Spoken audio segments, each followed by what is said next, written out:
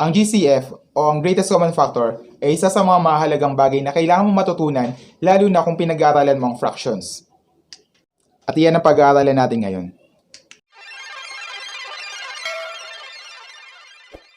Hello, what's up mga sukay? Welcome back sa channel ko at sa lahat ng mga bago at hindi pa ako kilala. Ako nga pala si Sir Pen, ang inyong math teacher, ang inyong libreng math tutor at ngayon pag-usapan natin ang tungkol sa greatest common factor.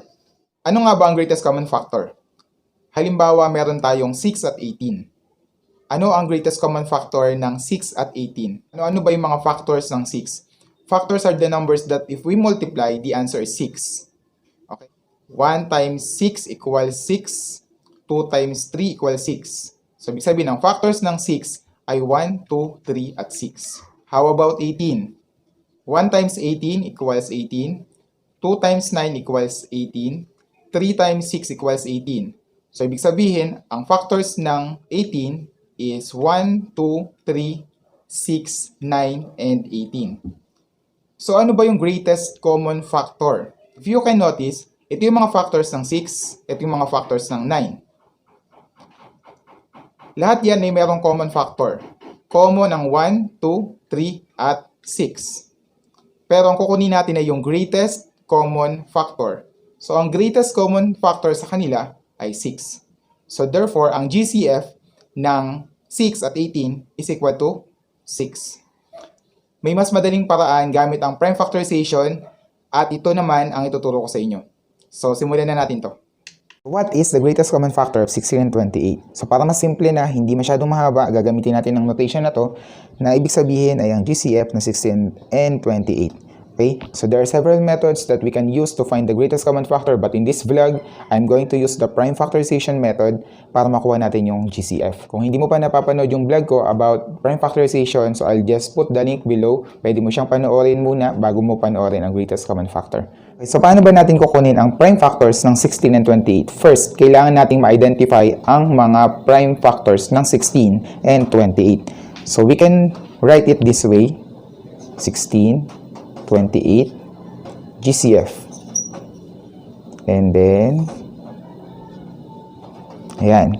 So, dito natin ilalagay, ano ba yung prime factors ng 16 and 28? Ayan, so kaya kailangan mo munang mapanood ang prime factorization para alam mo kung paano kukunin ang prime factors ng 16 at 28. But don't worry, so papakita ko muna sa inyo kung paano kinukuha yung prime factors ulit. So, let's say we have 16. Using the factor 3, 16 is 4 times 4. This is 2 times 2. Prime factor na yung 2, so bilugan na natin. Prime factor na rin yung 2 and 2. So, therefore, ang prime factors natin for 16 is 2 to the 4th power. While on the other hand, 28, ayan. So, ang 28 is, we have 14 times 2, 7 times 2. So, these are all prime factors already. So, kaya ang ating prime factors ay 2 squared times 7. So, isusulat natin dito yung mga prime factors. We have 2 to the 4th. Kailangan nakatapat yung mga numbers na may magkapares na base. So, 2 squared times 7. 2 squared times 7. Ayan. So, using the prime factors, paano natin makukuha ang greatest common factor? So, ang titingnan lang natin ay yung mga numbers na may magkaparehas na base. Okay? So, in this case, 2 to the 4th and 2 squared. So, ang kukunin natin ay yung mas mababa na exponent. So, kukopihin natin ito. So, 2 squared. So, therefore, ang ating greatest common factor is 2 squared, which is equal to 4. Ang greatest common factor ng 16 and 28 is equal to 4. Ayan. So, ngayon naman, we're going to find the greatest common factor of 48 and 60. We are just going to use the same procedure katulad ng ginawa natin kanina. Pero, this time, mas masaya kung sabay natin itong gagawin. Please feel free to pause the video para kayo yung magko-compute ng prime factors ng 48 at ng 60. And then, sabay natin i-identify ang greatest common factor ng dalawa. So, please pause. Ayan, so ang prime factors ng 48 is 2 to the 4th times 3. Yan, pakilike naman kung tama yung sagot nyo. And then, 2 squared para sa 60 times 3 times 5. So, these are the prime factors of 48 and 60. Ngayon, ano naman ang kukunin natin na common factor? Kung ano yung GCF niya. Okay? So, katulad nito, 2 to the 4, 2 squared. Anong kukunin natin? Yung mas mababang exponent. So, ito yung kukunin natin. So, bring down 2 squared. And then, common yung 3 times 3. Common ba yung 5? Ibababa ba natin to? Hindi na, kasi hindi naman siya common. Ang kukunin lang natin ay yung common sa kanilang dalawa. Okay, and then we simplify. 2 squared is equal to 4 times 3 is equal to 12. Therefore, the greatest common factor of 48 and 60 is equal to 12. Ayan, so this time, tatlong numbers naman yung kukuhanan natin ng greatest common factor. 15, 21, and 35. So, pwede pala yun. So, pwede siyang gamitin sa tatluhan, apatan, limahan, etc. So, same procedure ang gagawin natin. Ito, sabay ulit tayo. So, pause muna yung video. Identify natin yung mga prime factors ng 15, 21, and 35. And then, mamaya, identify natin kung ano yung GCF niya. Okay? So, pause. Ayan. So, ano naman ang ating mga prime factors? Ang 15 is 3 times 5. 3 times 5. 21 is 7 times 3. Or 3 times 7. Mas makakatulong kung organize yung pag-arrange mo ng prime factors. And the other one is 35 is 5 times 7. 5 times 7. Ayan. So, medyo hiwa-hiwalay sila. So, ginawa ko lang yon para mas madali siyang ma-identify or mas madali makita kung ano yung common factor. Okay? So, dito sa 3, is it common? So, hindi. Kasi, hindi siya common dun sa 35. So, hindi natin sasama to. So, yung 5 is also not common as well as 7. So, therefore, walang common factor sa kanila.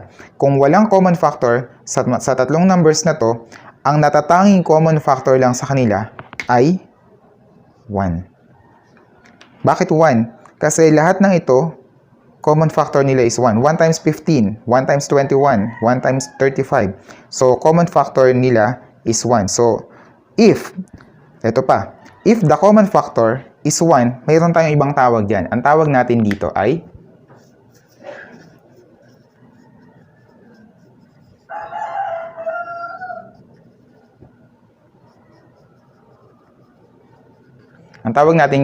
relatively prime numbers. Ibig sabihin, there's no other factors na common sa kanila maliban sa 1. Okay? The greatest common factor of 64 and 77, same procedure.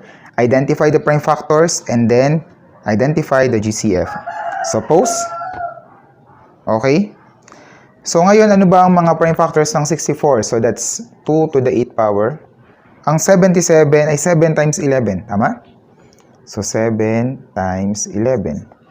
So muli, so as you can see, walang common sa kanila. So ano ang kanilang common factor? GCF. GCF is equal to 1. Ang tawag sa kanila ay relatively prime numbers. Okay? Ngayong alam mo na kung paano kunin ang greatest common factor gamit ang prime factorization, siguro tinatanong mo, meron pa bang ibang paraan para makuha ang greatest common factor? Siyempre meron. At mas astig ka kapag alam mo to.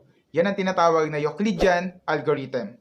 Pwede mong yabangan yung mga kaklase mo kapag alam mo ang technique na ito. So, wait for me next vlog. Panoorin mo yung next vlog ko tungkol sa Euclidean algorithm para mas astig ka. Ang bago ko tapusin ang vlog na to, isa munang pagsaludo sa lahat ng mga frontliners na patuloy na lumalaban para sa pagsugpo ng COVID-19. Malakas na palakpak para sa inyo mga frontliners. So sana laging malakas ang inyong pangangatawan at huwag kayong magsasawa. At hindi lang sa mga frontliners, pati rin po sa mga LGU, lahat ng mga tumutulong para masugpo at malabanan natin ang COVID-19. So mula sa puso namin sa Pililla National High School, isa pong pagpupugay para sa inyo.